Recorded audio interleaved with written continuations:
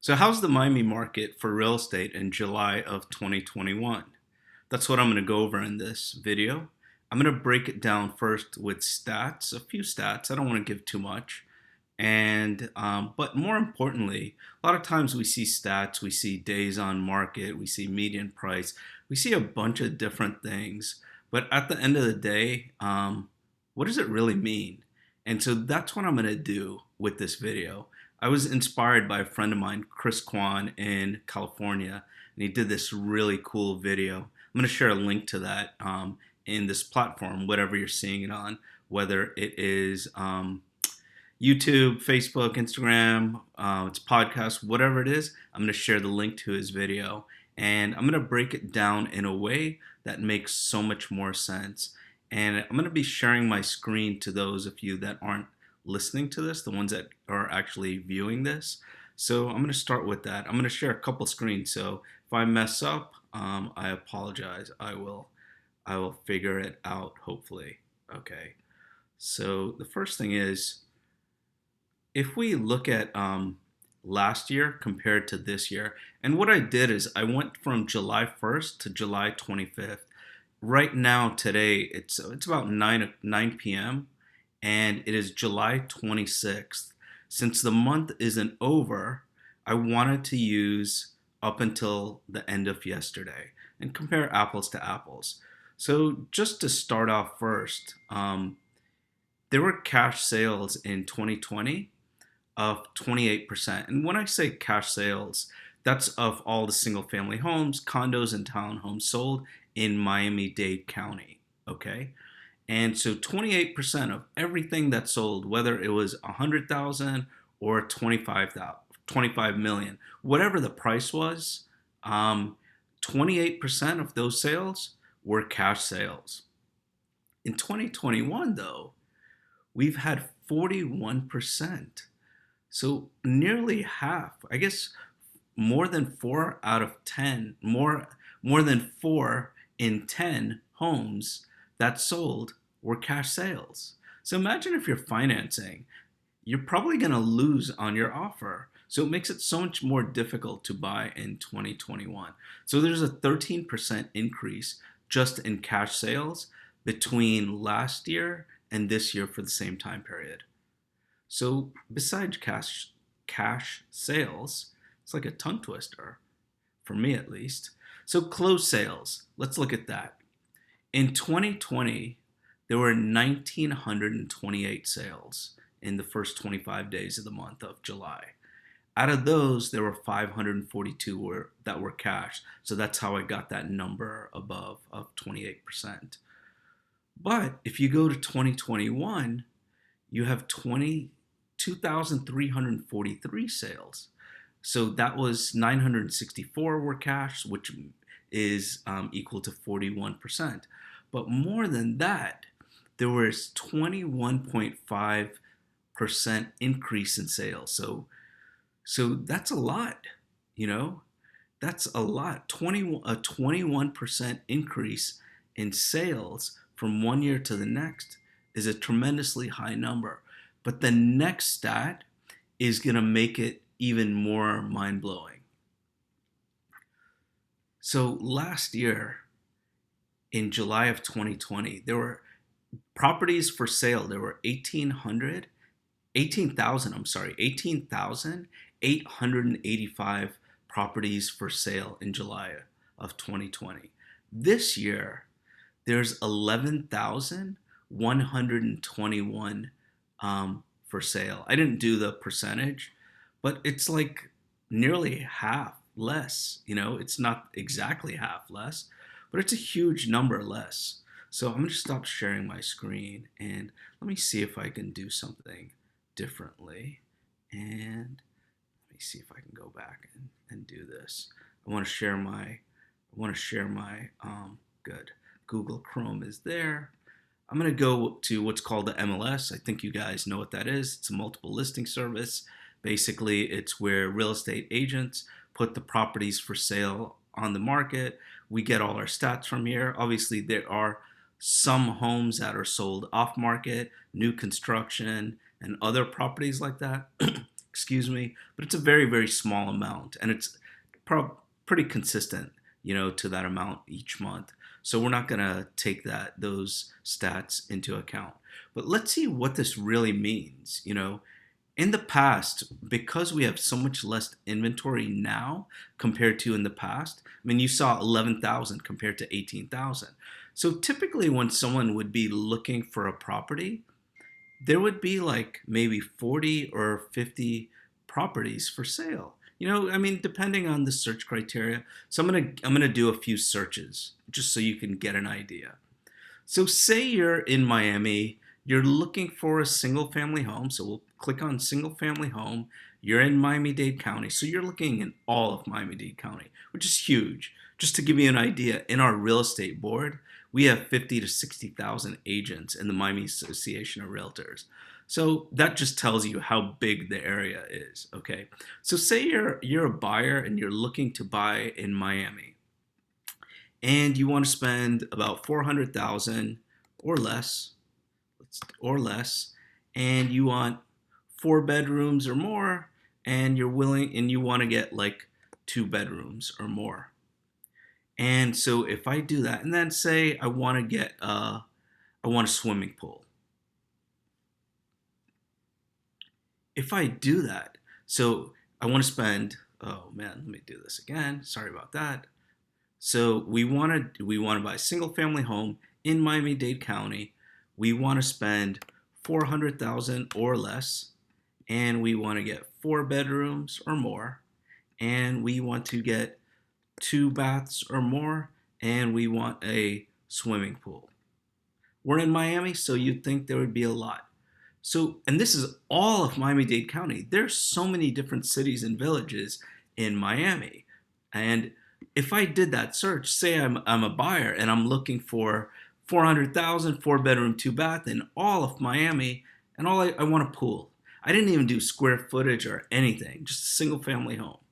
There are only 3 properties that pop up, and they're all over the place. So let's look at these 3 properties. So this one is let me see if this is a townhouse or what. Let me see what it is.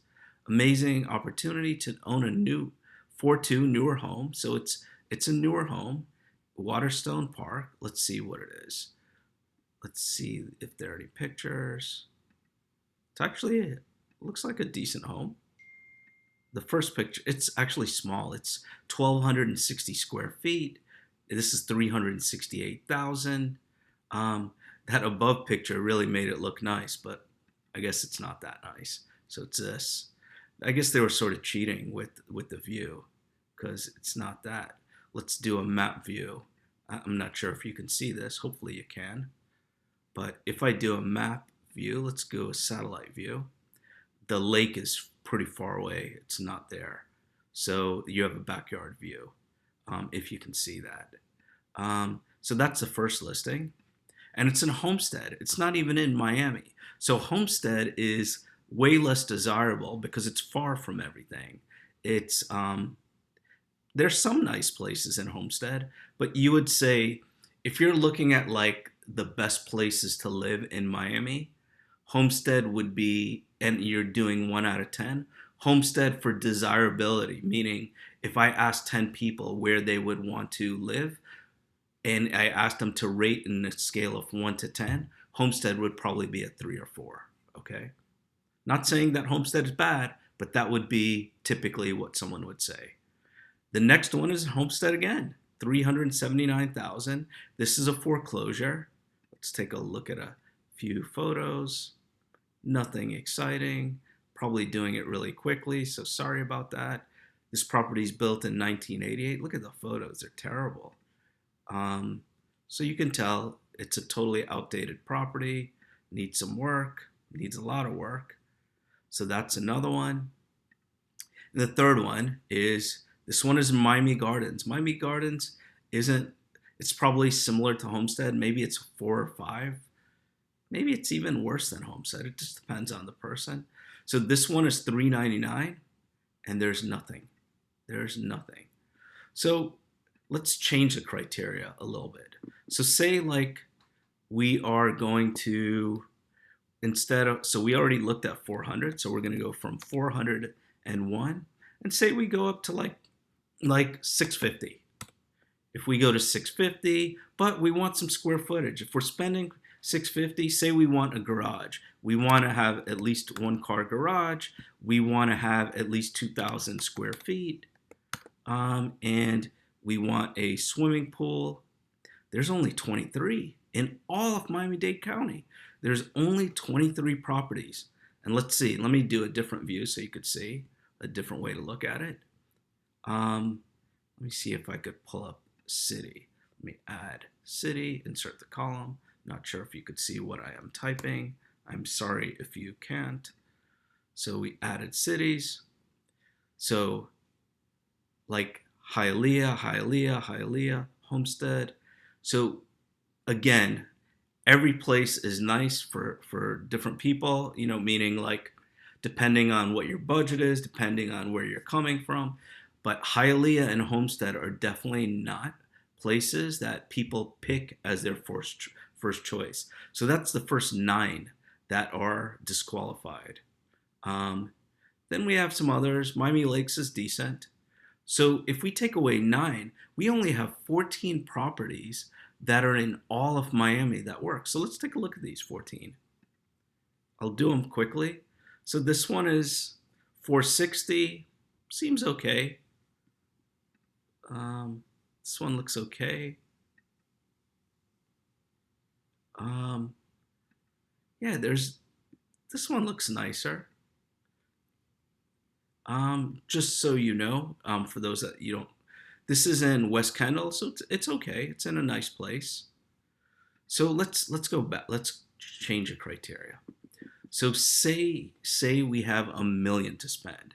So we go 651 to $1 million. Now we have 87 matches, but someone spending $1 million is probably going to want about 4,000 square feet. They'll probably want to get at least a 2-car garage. They probably still want the swimming pool. If I do that, 4-bedroom, 2-bath, at least a 2-car garage, at least 4,000 square feet, with the swimming pool, there's only 2 matches. I'm up to $1 million now in Miami. So let's see what the 2 that pop up. Hialeah Gardens, definitely not someone's first choice. It's okay. And then if I go up to, this address doesn't say Homestead, but it's pretty much Homestead. That's all we have. So I'm going to stop sharing my screen. I think you get the idea. The bottom line is we have an inventory with very, very few choices.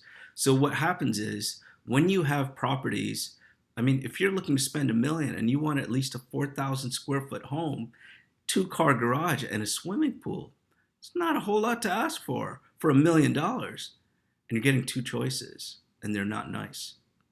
So, I'm not saying there won't be choices, but you're probably going to have to adjust your criteria. That person, if we change that, I'm going to share my screen for a second, and I change that instead. And what I do, if I stay from 651 to $1 million, but instead of 4,000 square feet, I go to 3,000 square feet plus, then all of a sudden we have 33 choices. So we have way more choices. And let me do this so you can see. All of a sudden we have a lot more choices and we have different cities, different areas, and it's much better. So in a market like this, with so few choices, it just makes sense. If you're looking for a property and you have to move and there are so few choices, when something, decent or somewhat decent comes on the market, people are going to overbid on the properties because they have less selection. So unless you're in this market and you have to buy a property, if you're not willing to pay over the asking price, if you are not willing to pay, to look at the properties immediately when they come up on the market, pay over asking price, probably be very flexible with your closing date, be very flexible with your inspection or waive your inspection, and be very flexible with your appraisal contingency. If you're not willing to do that, and you don't have to buy, do not buy now. Because if you do, you're going to be very, very disappointed. You're going to be disappointed because your choices are going to be very limited. So what's going to happen in the market in the future? I'm going to do a video on that in the future, what my thoughts are, what my takes are, and why I think what I think. And that'll be a future episode that I do. And the last thing I have to say is thanks so much for taking time to watch our videos. We're going to be consistently doing more.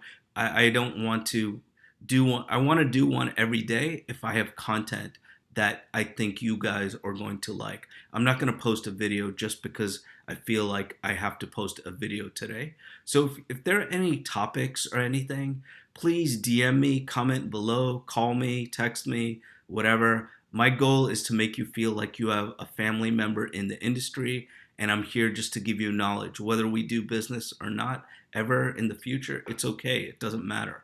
I just want to try and educate the public, because I know at the end of the day, whether it's me or anyone on our team, we know how many people's lives are affected by everyone's move. It's not just the person buying a property, it's so many more people. It's your friends, your family, your coworkers, people that are going to end up being your kids' best friends or your best friends. So we know that. So we want to make sure that we give you as much information to make your purchase, your move, your sale or purchase, bottom line, your move, less stressful. We want to make it as stress-free as possible. So thanks so much for watching. If you haven't subscribed to our channel and you like our content, please make sure to subscribe to it. Hit that notification bell to get all our videos as they come out. And if you know anyone that would probably benefit, if you think they would benefit from our YouTube channel, make sure, or the podcast, or whatever social media platform you are on and listening to this or watching this, please share it with them, because I think it'll help them, and it'll give you huge points in the future when you definitely save them something bad from happening, because buying a home is very stressful. In my 17 plus years of doing this, I've only had 5 easy transactions, and that 5th one came not long ago. So very, very few. So it's almost like 1 in every 3 years, 3+ years is stressless, very stress-free. So everyone is going to be very, very difficult. So thanks again for watching. If you ever want to contact us, obviously our information is below, but you can go to allinmiami.com. Thanks so much for watching. Take care. All the best. Love you guys.